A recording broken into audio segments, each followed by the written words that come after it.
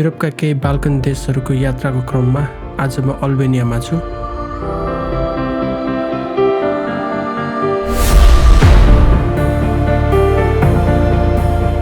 मैले यो देश प्राकृतिक सुन्दरता, हिमाली भूगोल, प्राचीन अनि संरक्षित इतिहास र धार्मिक विविधताले भरिपूर्ण पाएँ।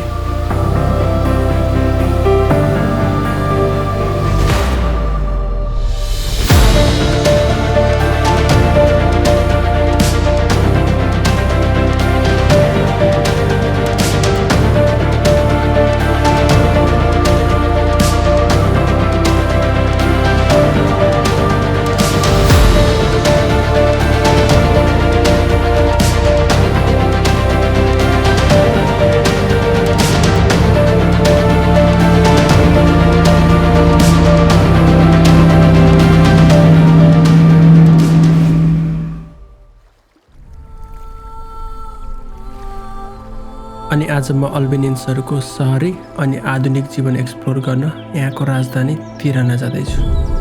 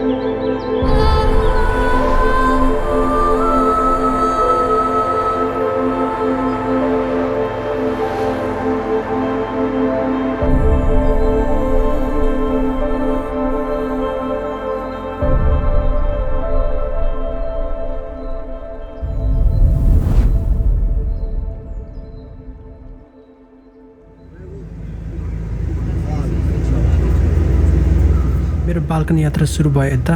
अरू दिन खासै पानी नपरे पनि आज स्कोदरमा पानी परिरहेको छ।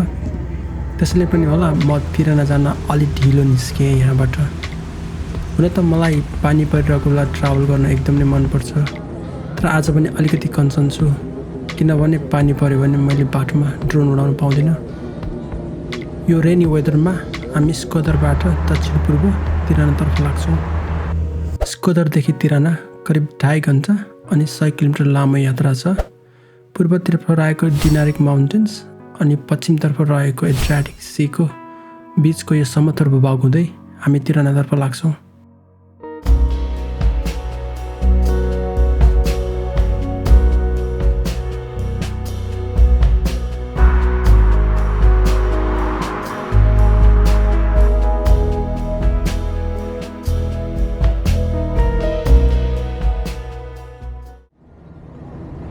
आजको यात्रा खासै लामो त छैन, तर बाहिर पानी परेको भएर होला सबै यात्रुहरू यहाँ निदाइरहेका छन्। तर म भने नर्दर्न अल्बेनियाको भूगोल, बाटोघाटो अनि बाहिर देखिने दृश्य हेर्दै रमाइरहेको छु। तिराना आइपुग्न लाग्दै गर्दा हामी नजिकैको एउटा ग्यास स्टेसनमा ब्रेक लिन्छौँ। माहौल, रोड सबै हेर्दा पूर्व पश्चिम राजमार्गभन्दा खासै फरक लागेन मलाई।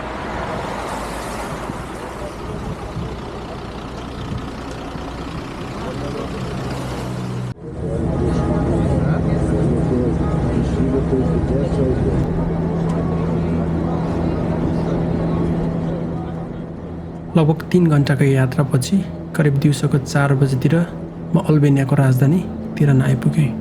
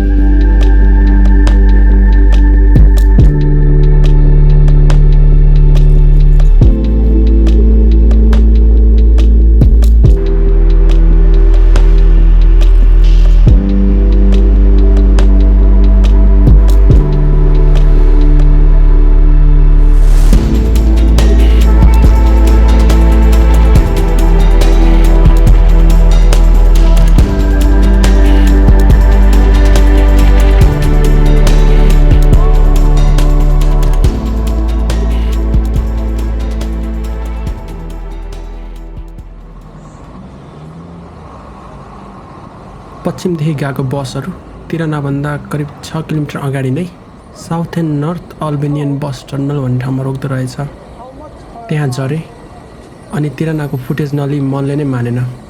केही बेर फुटेज लिन टाइम स्पेन्ड गरेँ अनि अहिले चाहिँ अलिक ढिला भइसकेको छ, त्यसैले म मेरो होटलमा जानको लागि ट्याक्सी खोज्दैछु।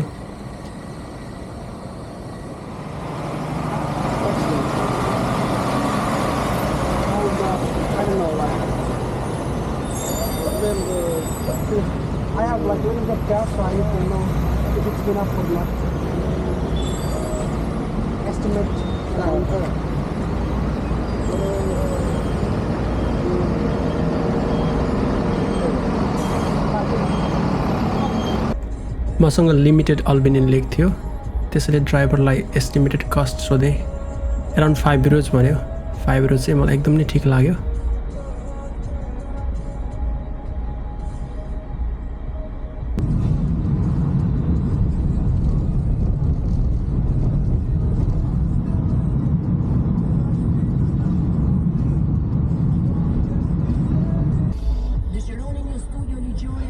No problem.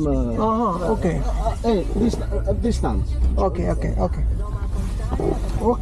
no problem.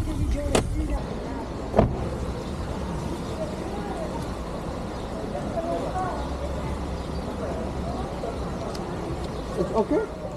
मेरो एपार्टमेन्ट आइपुग्दा यहाँको साँझ पर्न थालिसकेको थियो। ट्याक्सी ड्राइभरले फर सम रिजन त्यहाँ अगाडि रोक्न मिल्दैन भनेर 300 मिटर पछाडि नै रोकिदियो। त्यसैले म अब हिँडेर मेरो होटलसम्म जाँदैछु।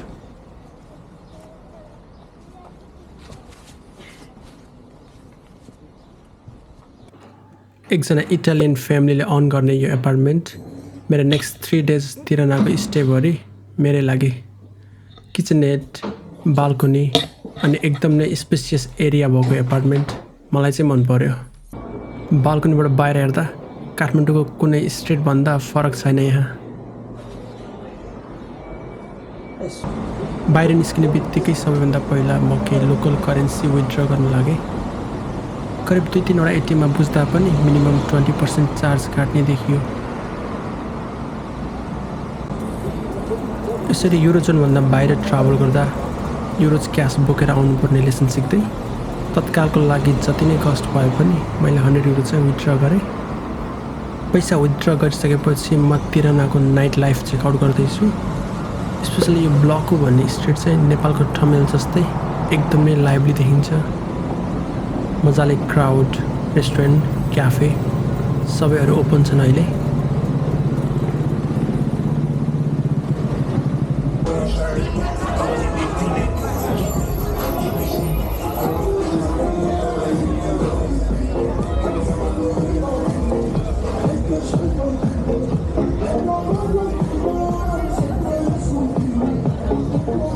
मलाई चाहिँ यो साइडको पेपर पिज्जा एन्ड ककटेल्स भन्ने रेस्टुरेन्टको भाइब्स चाहिँ अलि मन पर्यो।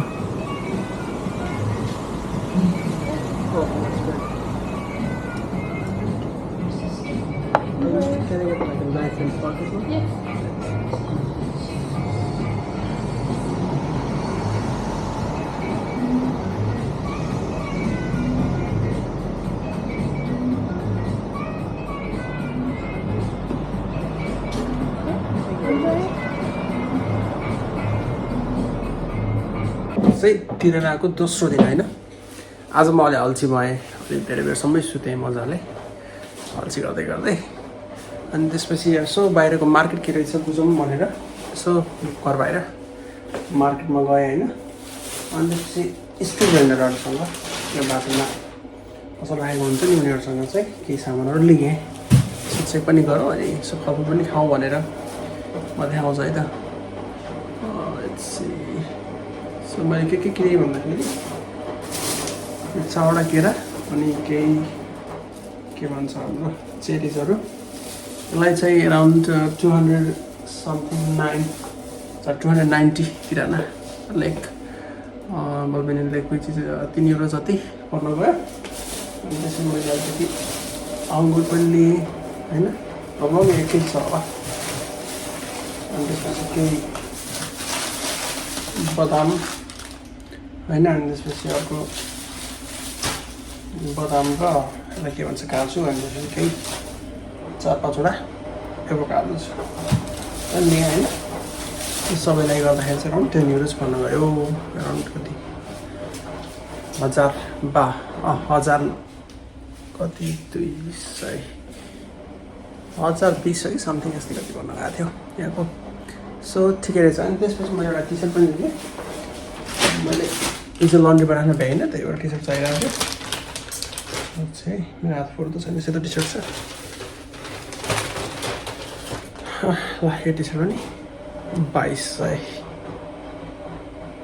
अब त देखिन्छ होला 2200 मा सो ठिकै हो नट टु ब्याड राम्रो छ टी सर्ट तर सरप्राइजिङली यहाँको इन्कम हेर्दाखेरि चाहिँ जुन चाहिँ पर क्यापिटा छ थिङ्सहरूको म फेरि कुनै टुरिस्टिक एरियामा गएको होइन जस्ट स्ट्रिट भेन्डरहरूसँग लिएको सामानहरू खानेकुराहरू यो टी सर्ट त त्यही नजिकै एउटा ठिकै खालको डिसेन्ट एउटा फ्यान्सी स्टोरबाट ल्याएको र यहाँको जुन जिडिपी पर क्यापिटा छ नि यहाँको अराउन्ड 8000 युरो छ क्या जुन चाहिँ धेरै होइन त्यो हेरिकन चाहिँ यो प्राइस चाहिँ अलि हाई नै लाग्यो मलाई त्यसले गर्दाखेरि यहाँको मान्छेहरूलाई चाहिँ इन्कम र एक्सपेन्डिचरमा ब्यालेन्स गर्न अलि अप्ठ्यारो चाहिँ हुन्छ होला जस्तो लाग्छ मलाई एनिवे लेट्स अब यसो केही खानेकुराहरू बनाऊँ है त सियो प्राइस चेक गर्छु भन्दै मैले चाहिनेभन्दा धेरै फुड आइटम किनेछु त्यसरी तिराना बसुन्जेल ब्रेकफास्ट एन्ड कफी चाहिँ घरमै बनाउने सोच गरेँ मैले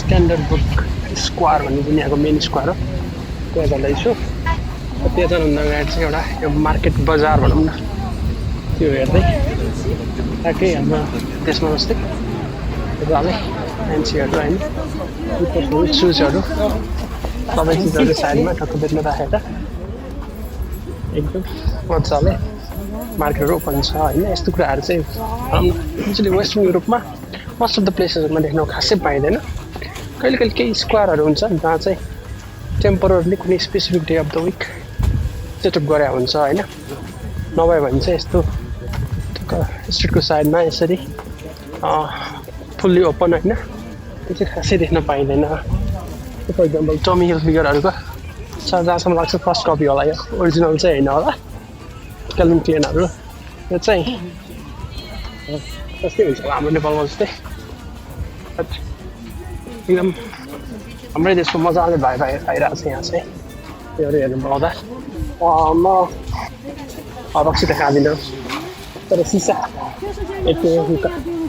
त्यो ट्राई गरौँ भनेर गएको है अनि के भयो भन्दाखेरि म एक्लै थिएँ अफकोर्स सोल ट्राभल अनि त्यहाँ चाहिँ सिङ्गल मान्छेलाई चाहिँ एलाउड रहन्छ क्या you need to be at least 2 people अनि उसले चाहिँ सिङ्गल जस्तो मिल्दैन भनिदियो होइन अनि मैले त बुझिनँ पहिला किन म सिङ्गल किन बस्न मिल्ने भनेको उहाँ नै धेरै छ कि यहाँको बारहरूमा चाहिँ एक्लै जान एलाउड रहन्छ होइन विच इज क्वाइट इन्ट्रेस्टिङ है मलाई त्यस्तो एक्सपिरियन्स मैले भएको थिएन पहिला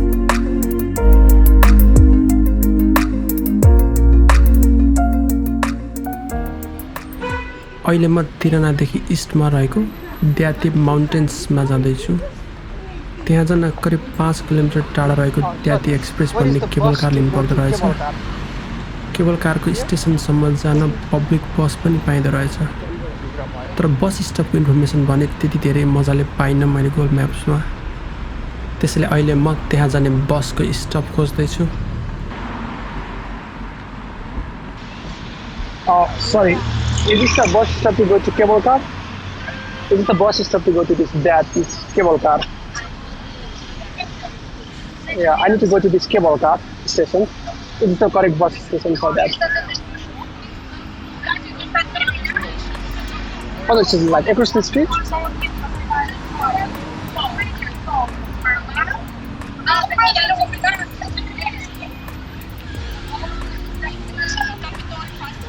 On your left. Uh-huh. It's in front of the station or bus Okay. station. You can ask there. Thank you very much. Thank you.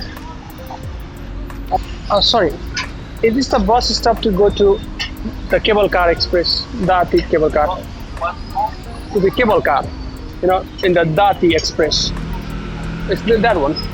What is the bus number? Tirana. Thank you.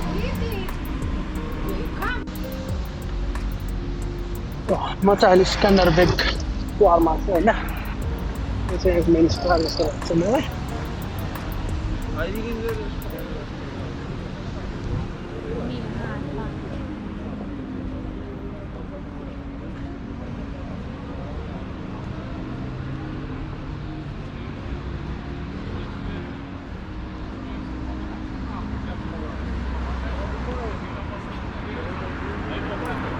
Finally केही समयको स्ट्रगलपछि द्याती express जाने blue बस पोर्सलान भन्ने number 11 को मैले भेटेँ।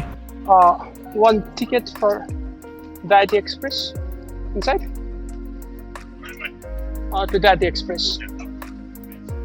Okay, thanks.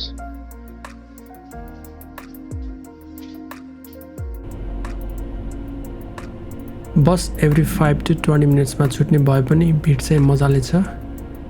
मैले चाहिँ seat पाएँ तर धेरै मानिसहरू भने उभिनु परेको छ।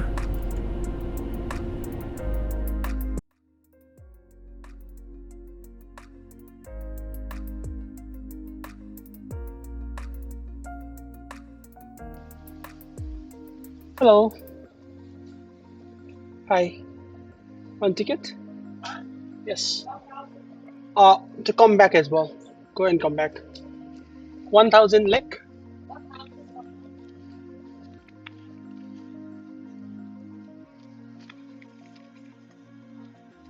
केबल कारको प्राइस टु वेको लागि चाहिँ अराउन्ड 1000 लेक अर्थात् 10 युरोज रहेछ। Okay, thank you. 6 o'clock.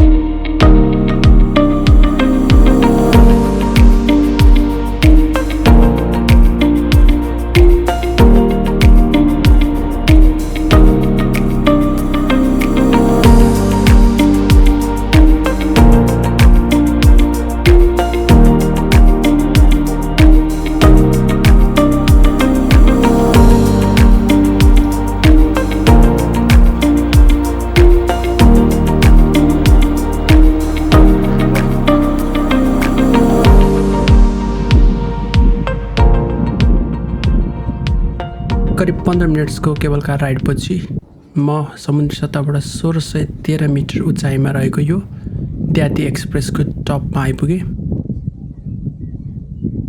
यहाँ mini golf, restaurants, adventure park, shooting range जस्ता धेरै एक्टिभिटिजहरू पनि गर्न मिल्दो रहेछ। अनि हाइकिङ मनपर्नेको लागि यहाँबाट नजिकै रहेको तुवानी पिक जुन 1580 मिटरको छ त्यहाँ जानको लागि हाइकिङ ट्रेल पनि रहेछ। अनि इन्ट्रेस्टिङ कुरा चाहिँ मेरो पछाडिको त्यो टावर रोटेटिङ टावर हो। एभ्री 45 मिनट्समा त्यो टावरले 360 डिग्री रोटेसन कम्प्लिट गर्छ। अनि समय लिएर आउने हो भने त्यहाँभित्र रहेको बार अनि रेस्टुरेन्टमा बसेर तिराना अनि वरिपरिको सराउन्डिङको 360 रोटेटिङ भ्यूज हेर्न पनि रमाइलो हुन्छ। तर आज मसँग भने धेरै समय छैन, त्यसले वरिपरिको ठाउँ क्विकली चेकआउट गरेर अनि ड्रोन उडाउन थाल्छु।